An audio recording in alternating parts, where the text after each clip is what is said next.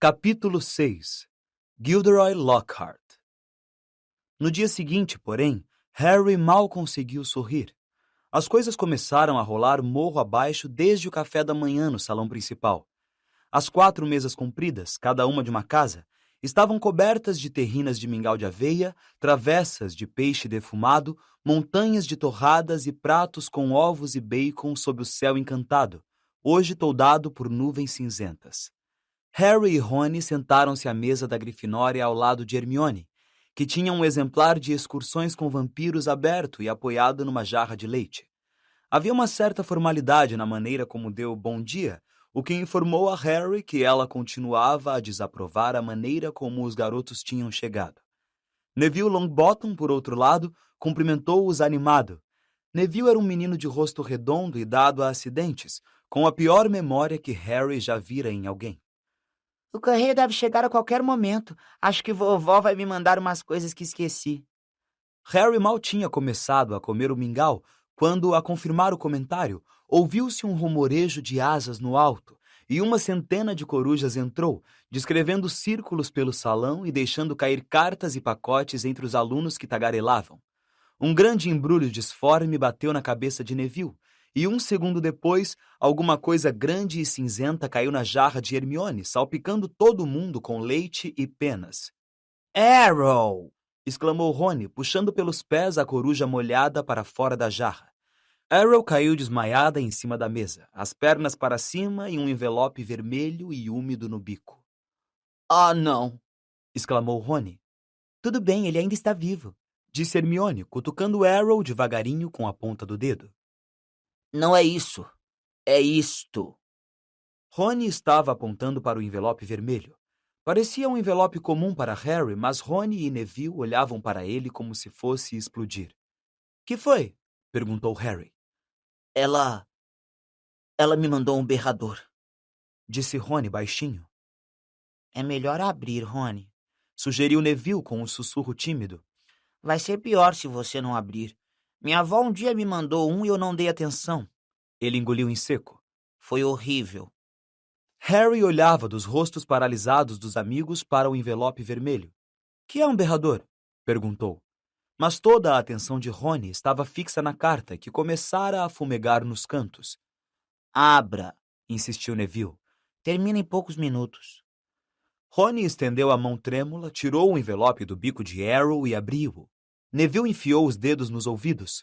Uma fração de segundos, Harry descobriu o porquê. Pensou por um instante que o envelope explodira. Um estrondo encheu o enorme salão, sacudindo a poeira do teto. Roubar o carro! Eu não teria me surpreendido se o tivessem expulsado. Espere até eu pôr as mãos em você. Suponho que não parou para pensar no que seu pai e eu passamos quando vimos que o carro tinha desaparecido. Os berros da Sra. Weasley, 100 vezes mais altos do que de costume, fizeram os pratos e talheres se entrechocarem na mesa e produziram um eco ensurdecedor nas paredes de pedra. As pessoas por todo o salão se viraram para ver quem recebera o berrador, e Rony afundou tanto na cadeira que só deixara a testa vermelha visível. Carta de Dumbledore a noite passada. Pensei que seu pai ia morrer de vergonha. Não o educamos para se comportar assim. Você e Harry podiam ter morrido. Harry estava imaginando quando é que seu nome iria aparecer. Fez muita força para fingir que não estava escutando a voz que fazia seus tímpanos latejarem. Absolutamente desgostosa. Seu pai está enfrentando um inquérito no trabalho e é tudo culpa sua. E se você sair um dedinho da linha, vamos trazê-lo direto para casa. Seguiu-se um silêncio que chegou a ecoar. O envelope vermelho que caíra das mãos de Rony pegou fogo e encrespou-se em cinzas. Harry e Rony ficaram aturdidos, como se uma onda gigantesca tivesse acabado de passar por cima deles. Algumas pessoas riram e, aos poucos, a balbúrdia da conversa recomeçou. Hermione fechou o Excursões com Vampiros e olhou para o cucuruto da cabeça de Rony. Bem, não sei o que é que você esperava, Rony, mas você... Não me diga que mereci, retrucou Rony com rispidez. Harry empurrou o prato de mingau. Suas entranhas queimavam de remorso. O Sr. Weasley estava enfrentando um inquérito no trabalho, depois de tudo que o Sr. e a Sra. Weasley tinham feito por ele durante o verão. Mas não teve muito tempo para pensar nisso. A professora McGonagall vinha passando pela mesa da Grifinória, distribuindo os horários dos cursos. Harry recebeu o dele e viu que a primeira aula era uma aula dupla de herbologia, com os alunos da Lufa-Lufa. Harry, Ron e Hermione deixaram o castelo juntos, atravessaram a horta e rumaram para as estufas, onde as plantas mágicas eram cultivadas. Pelo menos o berrador fizera uma coisa boa. Hermione parecia achar que tinham sido suficientemente castigados e voltara a ser absolutamente simpática. Ao se aproximarem das estufas, viram o resto da classe em pé, do lado de fora, esperando a professora Sprout. Harry, Ron e Hermione tinham acabado de se reunir à turma quando a professora surgiu caminhando pelo gramado, acompanhada de Gilderoy Lockhart. Ela trazia os braços carregados de bandagens, e com outro aperto de remorso, Harry viu o salgueiro lutador ao longe com vários ramos em tipóias. A professora Sprout era uma bruxinha atarracada que usava um chapéu remendado sobre os cabelos soltos. Geralmente tinha uma grande quantidade de terra nas roupas e suas unhas teriam feito tia Petúnia desmaiar. Gilderoy Lockhart, ao contrário, estava imaculado em suas espetaculares vestes azul turquesa, os cabelos dourados brilhando sob um chapéu também turquesa, com galão dourado e perfeitamente assentado na cabeça. Ah, alô, pessoal! Cumprimentou ele, sorrindo para os alunos reunidos. Acabei de mostrar à professora Sprout a maneira certa de cuidar de um salgueiro lutador, mas não quero que vocês fiquem com a ideia de que sou melhor do que ela em herbologia. Por acaso encontrei várias dessas plantas exóticas nas minhas viagens. Estufa 3 hoje, pessoal, disse a professora Sprout, que tinha um ar visivelmente contrariado, bem diferente de sua habitual expressão animada. Houve um murmúrio de interesse. Até então, só tinham estudado na estufa número 1. A estufa 3 guardava plantas muito mais interessantes e perigosas. A professora Sprout tirou uma chave enorme do cinto e destrancou a porta. Harry sentiu um cheiro de terra molhada e fertilizante, mesclados ao perfume pesado de umas flores enormes, do tamanho de sombrinhas que pendiam do teto. Ia entrar em seguida a Ron e Hermione na estufa quando Lockhart estendeu a mão. Harry! Estou querendo dar uma palavra. A senhora não se importa se ele se atrasar uns minutinhos, não é, professora Sprout? A julgar pela cara de desagrado da professora, ela se importava sim, mas Lockhart disse: É isso aí! E fechou a porta da estufa na cara dela. Harry, disse Lockhart, os dentões brancos faiscando ao sol quando ele balançou a cabeça. Harry, Harry, Harry. Completamente estupefato, Harry ficou calado. Quando ouvi... Bem, é claro que foi tudo culpa minha. Tive vontade de me chutar. Harry não fazia ideia do que é que o professor estava falando. Ia dizer isso quando Lockhart acrescentou: Nunca fiquei tão chocado em minha vida. Chegar a Hogwarts num carro voador. Bem, é claro, eu entendi na mesma hora por que você fez isso. Estava na cara. Harry, Harry, Harry. Era incrível como é que ele conseguia mostrar cada um daqueles dentes brilhantes até quando não estava falando. Teve uma provinha de publicidade, não foi? Disse Lockhart. Ficou mordido. Esteve na primeira página comigo e não pôde esperar para repetir o feito. Ah, não, professor, sabe... Harry, Harry, Harry. Disse Lockhart, segurando-o pelo ombro. Eu compreendo. É natural querer mais depois de provar uma vez, e eu me culpo por ter lhe dado a oportunidade, porque a coisa não podia deixar de lhe subir a cabeça, mas olha aqui, rapaz, você não pode começar a voar em carros para tentar chamar a atenção para a sua pessoa. É bom se acalmar, está bem? Tem muito tempo para isso quando for mais velho. Eu sei o que está pensando. Tudo bem para ele, já é um bruxo internacionalmente conhecido. Mas quando eu tinha 12 anos, era um João Ninguém como você é agora. Diria até que era mais João Ninguém. Quero dizer, algumas pessoas já ouviram falar de você, não é mesmo? Todo aquele episódio com aquele que não deve ser nomeado. Ele olhou para a cicatriz em forma de raio na testa de Harry. Eu sei. Não é tão bom quanto ganhar o prêmio do sorriso mais atraente do Semanário dos Bruxos 5 vezes seguidas, como eu. Mas é um começo, Harry. É um começo. Ele deu uma piscadela cordial a Harry e foi-se embora a passos largos. Harry continuou aturdido por alguns segundos. Depois, lembrando-se de que devia estar na estufa, abriu a porta e entrou sem chamar atenção. A professora Sprout estava parada atrás de uma mesa de cavalete no centro da estufa. Havia uns 20 pares de abafadores de ouvidos de cores diferentes arrumados sobre a mesa. Quando Harry tomou seu lugar entre Rony e Hermione, a professora disse: Vamos reinvasar mandrágoras hoje. Agora, quem é que sabe me dizer as propriedades da mandrágora? Ninguém se surpreendeu quando a mão de Hermione foi a primeira a se levantar. A mandrágora é um tônico reconstituinte muito forte, Disse Hermione, parecendo como sempre que engolira o livro-texto. É usada para trazer de volta as pessoas que foram transformadas ou foram enfeitiçadas no seu estado natural. Excelente! 10 pontos para a Grifinória, Disse a professora Sprout. A mandrágora é parte essencial da maioria dos antídotos, mas é também perigosa. Quem sabe me dizer o porquê? A mão de Hermione errou por pouco os óculos de Harry quando ela a levantou mais uma vez. O grito da mandrágora é fatal para quem o ouve. Disse a garota prontamente.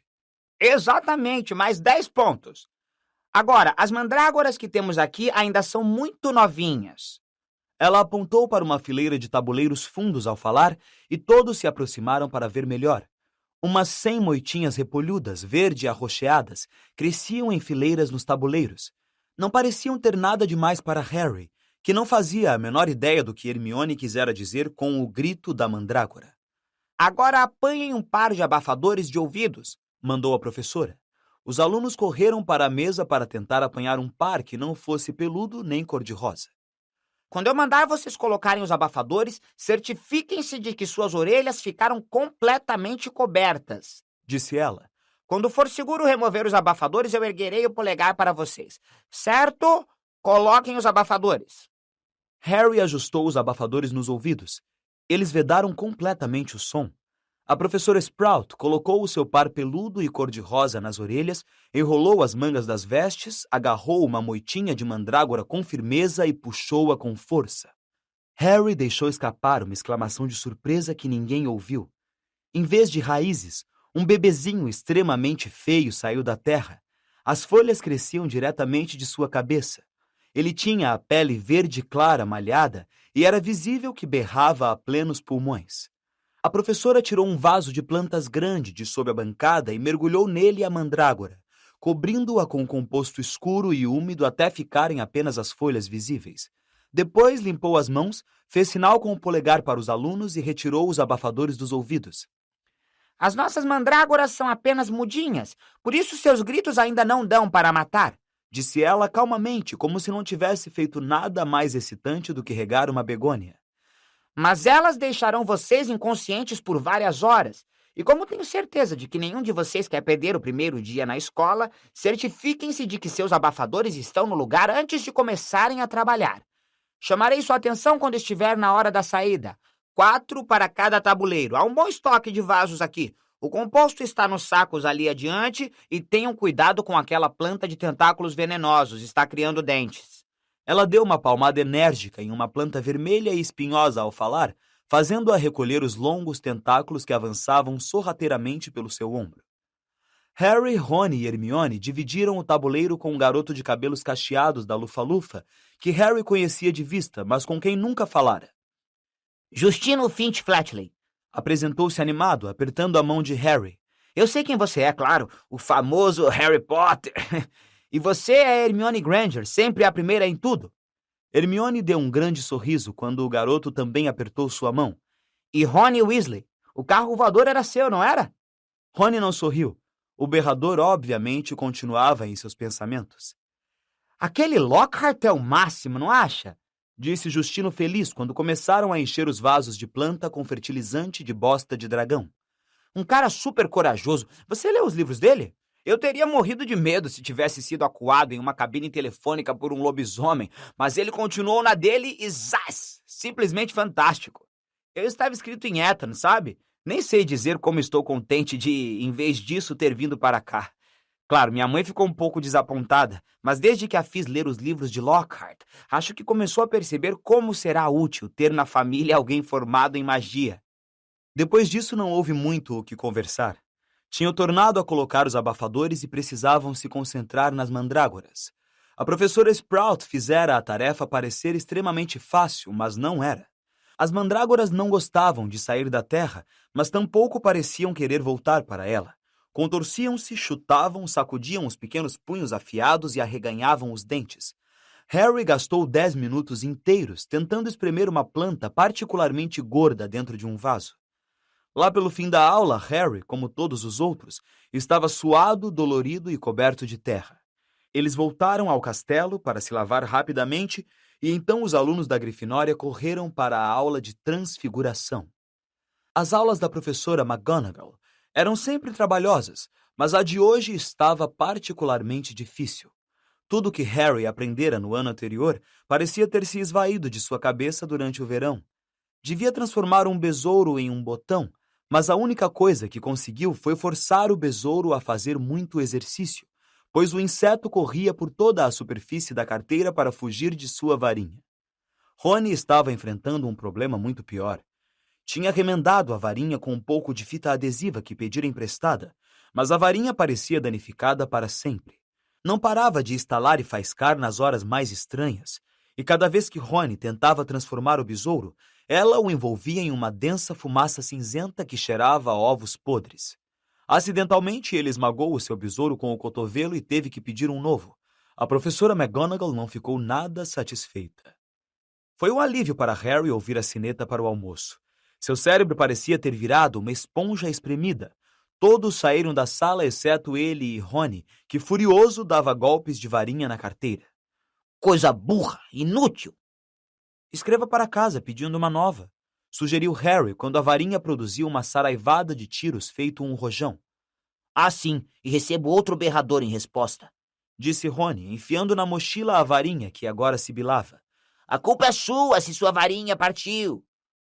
Os três amigos desceram para o refeitório, onde o humor de Rony não melhorou ao ver a coleção de botões perfeitos que Hermione mostrava ter feito na aula de transfiguração. Que vamos ter hoje à tarde?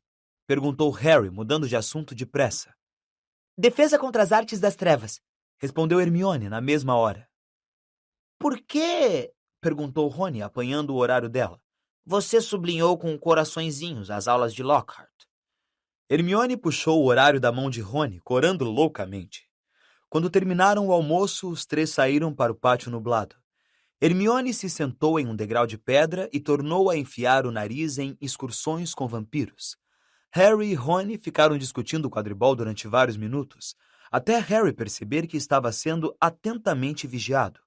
Ao erguer os olhos, viu que o garoto miudinho de cabelos louros cinza que ele vira experimentando o chapéu seletor na véspera o encarava como que paralisado.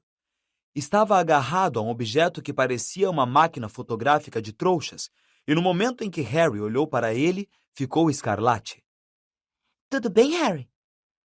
Sou Colin Creevey, disse o menino sem fôlego, adiantando-se hesitante. Sou da Grifinória também. Você acha que tem algum problema se... Posso tirar uma foto? Acrescentou, erguendo a máquina esperançoso. Uma foto? Repetiu Harry, sem entender. Para provar que conheci você, disse Colin Creevey, ansioso, aproximando-se mais. Sei tudo sobre você. Todo mundo me contou. Como foi que você sobreviveu quando você sabe quem tentou matá-lo, e como foi que ele desapareceu e tudo mais, e como você ainda conserva a cicatriz em forma de raio na testa. Seus olhos esquadrinharam a raiz dos cabelos de Harry. E um garoto no meu dormitório disse que se eu revelar o filme na poção correta, as fotos vão se mexer. Colin inspirou profundamente, estremecendo de excitação, e disse: Isto aqui é fantástico, não acha? Eu não sabia que as coisas estranhas que eu fazia eram magia até receber uma carta de Hogwarts. Meu pai é leiteiro, ele também não conseguia acreditar. Então estou tirando um montão de fotos para levar para ele. E seria bem bom se tivesse a sua. O garoto olhou para Harry como se implorasse. Quem sabe o seu amigo podia tirar e eu podia ficar do seu lado? E depois você podia autografar a foto? Autografar a foto? Você está distribuindo fotos autografadas, Potter? A voz de Draco Malfoy, alta e desdenhosa, ecoou pelo pátio. Ele parara logo atrás de Colin, ladeado como sempre que estava em Hogwarts, pelos capangas grandalhões Crabbe e Goyle. Todo mundo em fila! Gritou Malfoy para os outros alunos. Harry Potter está distribuindo fotos autografadas. Não estou não, disse Harry com raiva, cerrando os punhos. Cale a boca, Malfoy. Você está com inveja. Ouviu-se a voz fina de Colin, cujo corpo inteiro era da grossura do pescoço de Crabbe. Inveja? Disse Malfoy, que não precisava mais gritar. Metade do pátio estava escutando. De quê? Não quero uma cicatriz nojenta na minha testa, muito obrigado. Por mim, não acho que ter a cabeça aberta faz ninguém especial. Crabbe e Goyle davam risadinhas idiotas. Vá comer lesmas, Malfoy, disse Rony, furioso. Crabbe parou de rir e começou a esfregar os nós dos dedos de maneira ameaçadora. Cuidado, Weasley, caçoou Malfoy. Você não vai querer começar nenhuma confusão ou sua mamãe vai aparecer aqui para tirá-lo da escola. Ele imitou a voz aguda e penetrante. Se você sair um dedinho da linha... Um grupo de quintanistas da Sonserina que estava próximo deu gargalhadas ao ouvir isso. Weasley gostaria de ganhar uma foto autografada, Potter. Riu Malfoy. Valeria mais do que a casa inteira da família dele.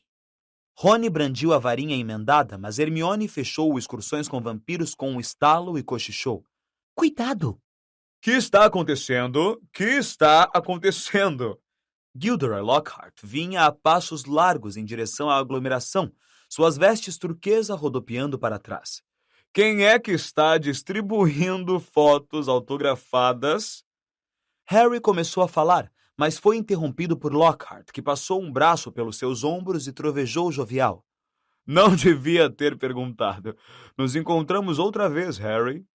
Preso contra o corpo de Lockhart e ardendo de humilhação, Harry viu Malfoy sair de fininho, rindo para junto dos outros colegas.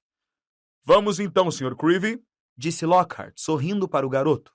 Uma foto dupla, nada melhor, e nós dois podemos autografá-la para o senhor. Colin ajeitou a máquina e tirou a foto na hora em que a sineta tocava as costas do grupo, sinalizando o início das aulas da tarde. Está na hora, vamos andando vocês aí, gritou Lockhart para os alunos e voltou ao castelo com Harry, que teve vontade de conhecer um bom feitiço para desaparecer, ainda preso ao professor. Uma palavra para o bom entendedor, Harry, disse Lockhart paternalmente quando entravam no castelo por uma porta lateral. Dei cobertura a você lá com o jovem Creevy. Se ele estivesse me fotografando também, os seus colegas não iriam pensar que você está se dando ares. Surdo aos murmúrios hesitantes de Harry, Lockhart arrebatou-o por um corredor ladeado por estudantes de olhos arregalados e subiu uma escada. Devo dizer que distribuir fotos autografadas nessa altura de sua carreira não é sensato. Parece meio presunçoso, Harry, para ser franco. Haverá um dia em que, como eu, você vai precisar ter uma pilha de fotos à mão onde quer que vá, mas... Ele deu uma risadinha. Acho que você ainda não chegou lá. Ao chegarem à sala de aula de Lockhart, ele finalmente soltou Harry. O garoto endireitou as vestes e se dirigiu a uma carteira bem no fundo da sala, onde se ocupou em empilhar os 7 livros de Lockhart diante dele, de modo que pudesse evitar olhar para o autor em carne e osso. O resto da classe entrou fazendo barulho, e Rony e Hermione se sentaram um de cada lado de Harry. Você podia ter fritado um ovo na cara, comentou Rony. É melhor rezar para Creevy não conhecer a Gina, ou os dois vão começar um fã-clube do Harry Potter. Cale a boca, disse Harry ríspido. A última coisa que precisava era que Lockhart ouvisse a frase fã-clube do Harry Potter. Quando a classe inteira se sentou, Lockhart pigarreou alto e fez-se silêncio. Ele esticou o braço, apanhou o exemplar de Viagens com Trasgos de Neville Longbottom e ergueu-o para mostrar a própria foto na capa, piscando o olho. Eu, disse, apontando a foto e piscando também. Gilderoy Lockhart, Ordem de Merlin, 3ª classe, membro honorário da Liga de Defesa contra as Artes das Trevas e vencedor do prêmio Sorriso mais atraente da revista Semanário dos Bruxos 5 vezes seguidas. Mas não falo disso, não me livrei do espírito agorento de Bandon sorrindo para ela. Ficou esperando que sorrissem. Alguns poucos deram um sorrisinho amarelo. Vejo que todos compraram a coleção completa dos meus livros. Muito bem. Pensei em começarmos hoje com um pequeno teste. Nada para se preocuparem, só quero verificar se vocês leram os livros com atenção, o quanto assimilaram. Depois de distribuir os testes, ele voltou à frente da classe e falou: Vocês têm 30 minutos. Começar agora. Harry olhou para o teste e leu. 1. Qual é a cor favorita de Gilderoy Lockhart? 2. Qual é a ambição secreta de Lockhart? 3. Qual é, na sua opinião, a maior realização de Gilderoy Lockhart até o momento? E as perguntas continuavam, ocupando 3 páginas até a última. 54. Quando é o aniversário de Gilderoy Lockhart e qual seria o presente ideal para ele? Meia hora depois, Lockhart recolheu os testes e folheou-os diante da classe. Quase ninguém se lembrou de que a minha cor favorita é lilás. Digo isto no Um Ano com o Yeti. E alguns de vocês precisam ler Passeios com Lobisomens com mais atenção. Afirmo claramente no capítulo 12 que o presente de aniversário ideal para mim seria a harmonia entre os povos mágicos e não mágicos, embora eu não recuse um garrafão do velho uísque de fogo Ogden. E deu outra piscadela travessa para os alunos. Rony fitava Lockhart com uma expressão de incredulidade no rosto. Simas Finnegan e Dino Thomas, que estavam sentados à frente, sacudiam-se de riso silencioso. Hermione, por outro lado, escutava Lockhart embevecida e atenta, e se assustou quando o ouviu mencionar seu nome. Mas a senhorita Hermione Granger sabia que a minha ambição secreta era livrar o mundo do mal e comercializar a minha própria linha de poções para os cabelos. Boa menina! Na realidade, ele virou o teste. Ela acertou tudo. Onde está a senhorita Hermione Granger? Hermione levantou a mão trêmula. Excelente, disse o sorridente Lockhart. Excelente mesmo. 10 pontos para a Grifinória. E agora ao trabalho. Virou-se para a mesa e depositou nela uma grande gaiola coberta. Agora fiquem prevenidos. É meu dever ensiná-los a se defender contra a pior criatura que se conhece no mundo da magia. Vocês podem estar diante dos seus maiores medos aqui nesta sala. Saibam que nenhum mal vai lhes acontecer enquanto eu estiver aqui. Só peço que fiquem calmos. Sem querer, Harry se curvou para um lado da pilha de livros que erguera para dar uma olhada melhor na gaiola. Lockhart colocou a mão na cobertura. Dino e Simas pararam de rir agora. Neville se afundou em sua carteira na primeira fila. Peço que não gritem, recomendou Lockhart em voz baixa. Pode provocá-los. E a classe inteira prendeu a respiração. Lockhart puxou a cobertura com um gesto largo. Sim, senhores, disse teatralmente. Diabretes da Cornualha recém-capturados. Simas Finnegan não conseguiu se controlar. Deixou escapar uma risada pelo nariz que nem mesmo Lockhart poderia confundir com um grito de terror. Que foi? Ele sorriu para Simas. Bem, eles não são muito perigosos, são? Engasgou-se Simas. Não tenha tanta certeza assim, disse Lockhart, sacudindo um dedo aborrecido para Simas. Esses bandidinhos podem ser diabolicamente astutos. Os diabretes eram azul elétrico e tinham uns 20 centímetros de altura, os rostos finos e as vozes tão agudas que pareciam um bando de periquitos fazendo algazarra. No instante em que a cobertura foi retirada, eles começaram a falar e a voar de maneira rápida e excitada, a sacudir as grades e a fazer caras esquisitas para as pessoas mais próximas. Certo, então, disse Lockhart em voz alta. Vamos ver o que vocês acham deles. E abriu a gaiola. Foi um pandemônio. Os diabretes disparavam em todas as direções como foguetes. 2 deles agarraram Neville pelas orelhas e o ergueram no ar. Vários outros voaram direto pelas janelas, fazendo cair uma chuva de estilhaços de vidro no canteiro. Os demais se puseram a destruir a sala de aula com mais eficiência do que um rinoceronte desembestado. Agarraram tinteiros e salpicaram a sala de tinta. Picaram livros e papéis. Arrancaram quadros das paredes, viraram a cesta de lixo, pegaram as mochilas e livros e os atiraram contra as vidraças quebradas. Em poucos minutos, metade da classe estava abrigada embaixo das carteiras e Neville pendurado no teto pelo lustre de ferro. Vamos, vamos! Reúnam eles! São apenas diabretes! Gritou Lockhart. Ele enrolou as mangas, brandiu a varinha e berrou. Pesque pixie pester nome! As palavras não produziam efeito algum. Um dos diabretes se apoderou da varinha e atirou-a também pela janela. Lockhart engoliu em seco e mergulhou embaixo da mesa, escapando por pouco de ser esmagado por Neville, que despencou 1 segundo depois quando o lustre cedeu. A sineta tocou e todos desembestaram para a saída. Na calma relativa que se seguiu, Lockhart levantou-se, viu Harry, Rony e Hermione, que estavam quase à porta, e disse: Bem, vou pedir a vocês que enfiem rapidamente os restantes de volta na gaiola.